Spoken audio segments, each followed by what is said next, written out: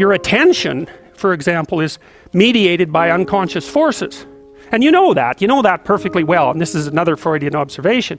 You know, if you're sitting down to study, for example, your conscious intent is to study, but you know perfectly well that all sorts of distraction fantasies are going to enter the theater of your imagination non-stop and annoyingly, and there isn't really a lot you can do about that except maybe wait it out.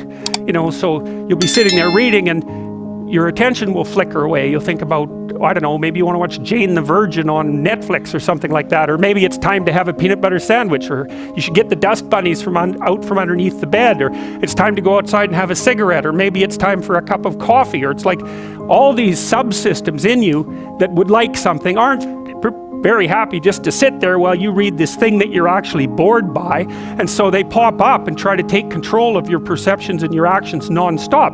Maybe you think, well, this is a stupid course anyways, why do I have to read this damn paper, and what am I doing in university, and what's the point of life? It's like you can really get going if you're trying to avoid doing your homework, and then you might think, well, what is it in you that's trying to avoid? Because after all, you took the damn course and you told yourself to sit down. Why don't you listen? Well, because you're a mess.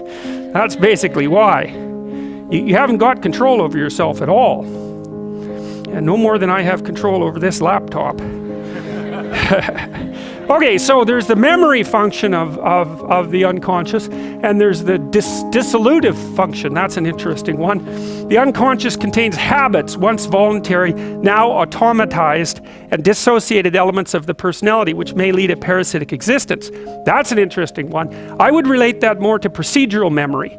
You know, so what you've done is practice certain habits, whatever they might be, let's call them bad habits, and you like those things to get under control, but you can't. So maybe when you're speaking, for example, you use like and you know, and you say a lot, and you've practiced that, so you're really good at it, and you'd like to stop it, but you don't get to, because you've built that little machine right into your being, right? It's neurologically wired, and it's not under conscious control, and anything you practice becomes that.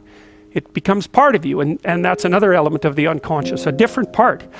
And then there's a creative part, which is that, well, you know, you're sitting around and maybe you're trying to write something, or maybe you want to produce a piece of art or a piece of music, or maybe you're just laying in bed dreaming and you have all these weird ideas, and especially in dreams, it's like, where do those things come from?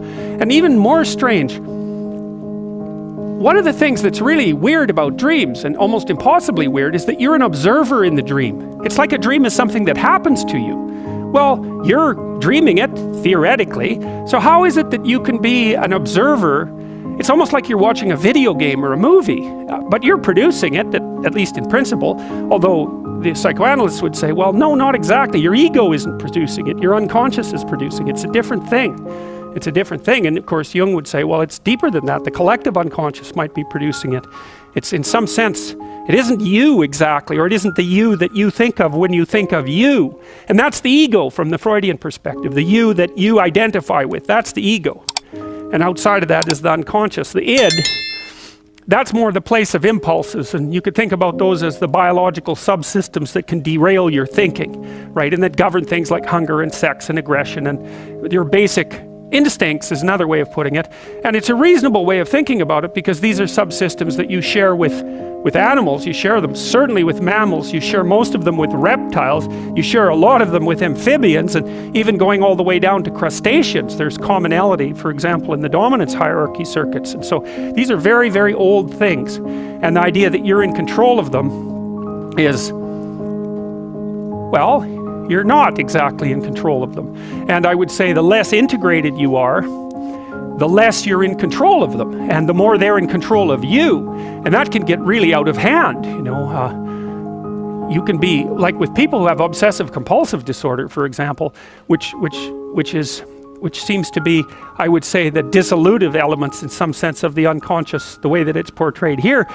Poor people with obsessive compulsive disorder, they can spend half their time doing things that they can't really control, and they have very strong impulses to do them, and it's very hard on them to block them. You know, they'll almost panic if those things are blocked. And then you have people with Tourette's syndrome, you know, that they'll be doing all sorts of weird dances and spouting off obscenities, and and imitating people without being able to control it, and sometimes a little bit of antipsychotic medication can dampen that down, but it's as if there are these autonomous semi-spirits inside of them that grip control over their behavior and make them do things. And you know, you find that to some degree in your own life, because maybe you've become very attracted to someone, even maybe you don't want to be attracted to the person, and then you find yourself, you know, texting them when you know perfectly well that you should be going to bed, and you know, you're in a grip of something, and you can't control it, and that's all part of the unconscious and all part of what Freud was studying.